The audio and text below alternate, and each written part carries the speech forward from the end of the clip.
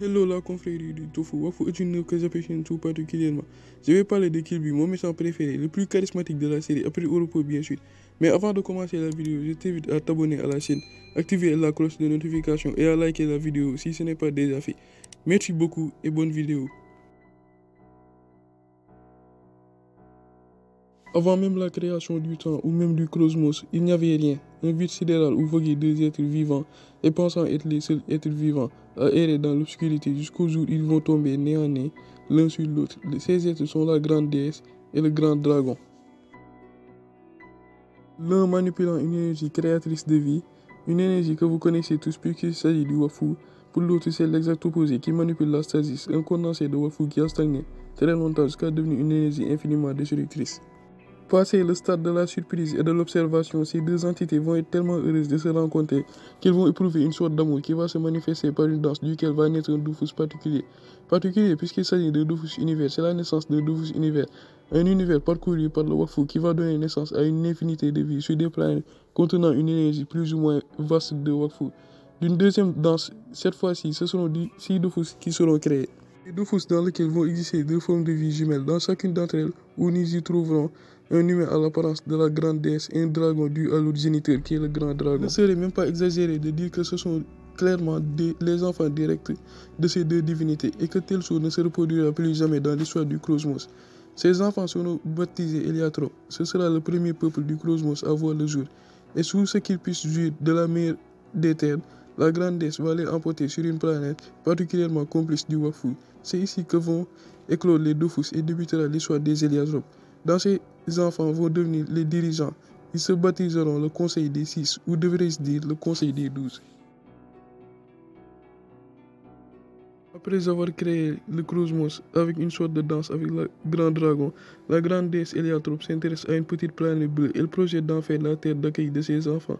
Une nouvelle valse avec le grand dragon sont ainsi pondues 6 Dofus Héliatropes. Peu après, chaque Dofus donne naissance à des jumeaux Héliatrope et dragon Héliatrope. Chacun est doté d'attributs et de talents propres. Chibi et son frère dragon Grugalu la Grande maîtrisent la connaissance et la science. Ils sont à l'origine de nombreuses inventions incroyables, d'où même l'Héliacube. Mina et son frère dragon Fairis détiennent la sagesse. Ils entretiennent la spiritualité de leur peuple et résolvent leurs conflits. Glip et son frère dragon Balthazar ont en charge de l'enseignement de la connaissance et de l'éducation, guidant les jeunes générations à se dépasser. Mara et son frère dragon Ephraim incarnent l'insouciance et la joie de vivre. Leur innocence en fait les plus proches de la grande déesse dragon Héliatrope. Hugo et son frère dragon Adamai symbolisent le courage et l'esprit d'aventure. Ils sont nommés grands protecteurs Héliatropes. Kirby et sa sœur dragon Shinonome sont les gardiens de l'histoire et de la mémoire des âges. En outre, la médecine et le don, ils étaient les gardiens de l'histoire et de la mémoire des âges passés. La médecine était le don, ils ne sont pas les rois, selon le mensonge de Kirby, mais ils étaient plutôt une sorte de scientifiques, voulant sauvegarder toute espèce rare et vivante dans une sorte de laboratoire secret. Contrairement aux autres, Kirby et Shinonome se souviennent de toute leur vie antérieure, ce qui est décrit comme le don. Kirby est un personnage plutôt fou et c'est sans doute là, à cause de cela qu'il désire le pouvoir, mais aussi la vérité et déteste la solitude, ce qui explique sa punition dans la dimension blanche. On comprend dans la série que même sa dragon Shinonome n'était plus d'accord avec les actes de son frère.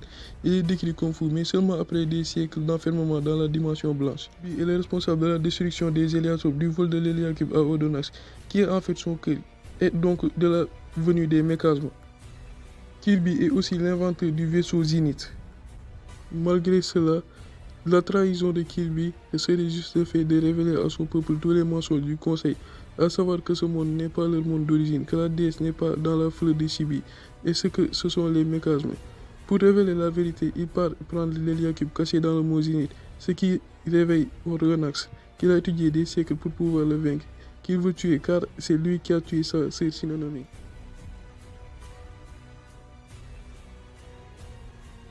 Kirby a fait sa première apparition dans la saison 2 en tant qu'antagoniste principal caché. Il a été accidentellement libéré de la dimension blanche lorsque Hugo a essayé d'exploiter le pouvoir de l'Héliacube. Quand il est arrivé dans le monde des 12, il explique les origines de son espèce à travers des demi-vérités et envoie Hugo dans une quête pour acquérir le Dofus de sa sœur dragon Shinonome. Son véritable plan est finalement révélé que la quête était en grande partie de distraire Hugo afin qu'il puisse retrouver son pouvoir, voler l'Héliacube puis absorber le Wafu de la planète pour alimenter son vaisseau afin qu'il puisse continuer à explorer le cosmos, ce qui est dans le processus détruire la planète. Kirby est un personnage exalté et motivé à rechercher de nouveaux stimuli, en particulier de nouvelles connaissances, en raison de sa mémoire éternelle et à travers toutes ces réincarnations que seul lui et Shinonome possèdent. Les effets d'être fonctionnels incapables de mourir et d'oublier de manière permanente ont finalement poussé Kirby à grandir de manière exaspérante et perpétuelle et fou, et d'être confiné sur une seule planète du cosmos car rien n'était nouveau pour lui. Cela a incité le plan de Kirby à lancer la guerre contre les méchasmes afin qu'il puisse amener son peuple dans l'espace et ainsi explorer le cosmos et accueillir de nouvelles expériences. Kirby appelle sa mémoire éternelle une malédiction et lui en veut évidemment à une certaine mesure, notamment parce que ses autres frères et sœurs, excepté Shinonome et tous les autres êtres du cosmos, ont le bonheur d'oublier et de revivre les choses lorsqu'ils se réincarnent. L'accumulation de connaissances sur au moins plusieurs milliers d'années a en outre rendu Kirby nihiliste, notant que les individus ne signifient absolument rien dans le grand schéma du cosmos, et que la vie des mondes entiers meurt et naît sans cesse. Il considère également que lui et ses frères et sœurs sont supérieurs aux êtres mortels en raison de la forme d'immortalité qui est leur accordée par le Dofus, affirmant qu'ils sont privilégiés de pouvoir assister à la création et à la destruction éternelle dans le cosmos alors qu'ils restent eux-mêmes existants. Après avoir été libéré de la dimension blanche, Kirby se présente comme un vieil homme de sagesse, calme, amical, à la voix douce et aux yeux fatigués. Cependant, lorsqu'il entre dans le zénith avec Adama, il dévoile peu à peu ses vraies couleurs, admettant qu'il avait chassé les spécimens stockés dans son laboratoire avec un petit sourire sur son visage. Il semble être froid et sûr de ses propres objectifs, et qu'il sait que ce qui est juste, alors que ses frères et sœurs ne le savent pas, mais il semble quelque peu morose de ne pas pouvoir les convaincre du contraire. Cela implique que Kirby est tout à fait sûr qu'il a raison, et qu'il sait mieux que tout le monde en raison de son expérience unique d'avoir accumulé la valeur de nombreuses vies, de connaissances et de mémoire, alors que tous les autres oublient leur incarnation précédente à chaque mort et renaissance. Immédiatement après la fusion de Kirby avec l'Héliacube, son comportement change de manière significative, adoptant un comportement dérangé et maniaque. Cela impliquerait que cela est en partie dû au fait que l'Héliacube affecte les pulsions de l'état mental de Kirby et agit assoiffé de sang et a tendance à sourire et à ricaner lorsqu'il engage ses frères ou n'importe qui d'autre au combat. Il affiche également des sautes d'humour intenses et imprévisibles. Kirby est un comploteur démontré notamment par son histoire partiellement fabriquée sur le Conseil des Six où il se peignit comme le roi Héliatrope et son plan de confronter Fairis pour son défaut seulement après avoir ramené Anatar à posséder Adama et à agir en tant que soutien. Kirby déclare qu'il n'a jamais aimé la violence, mais qu'il a toujours été fasciné par le fait de voir des idiots se battre, et il considère l'intelligence comme un atout supérieur aux muscles. Bien qu'il ne s'excuse pas pour ses crimes passés et leurs graves conséquences, Kirby affiche des niveaux de déception et même des remords pour la façon tragique dont les choses se sont déroulées après avoir causé la guerre contre les méchasmes, bien qu'il refuse néanmoins d'admettre qu'il ait eu tort. Plus particulièrement, avant de fusionner avec l'Héliacube, il verse une larme en discutant du monde natal des Héliatropes avec Adamaï.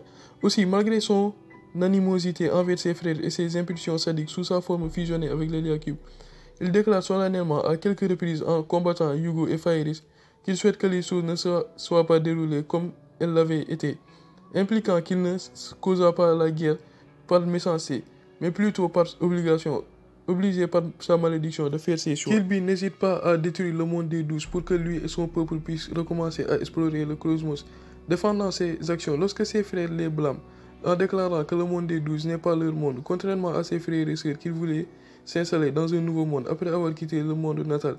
Kirby voulait que leur peuple reste nomade. Kirby ne comprend évidemment pas le concept de l'adoption, étant perplexe quant à la raison pour laquelle la dernière incarnation de Hugo défend la planète sur laquelle il est né après avoir appris que ce n'est pas le monde d'origine de leur espèce. Malgré ses tendances sociopathiques, Kirby n'est pas incapable d'aimer, comme le montre sa relation avec sa sœur jumelle Shinonome.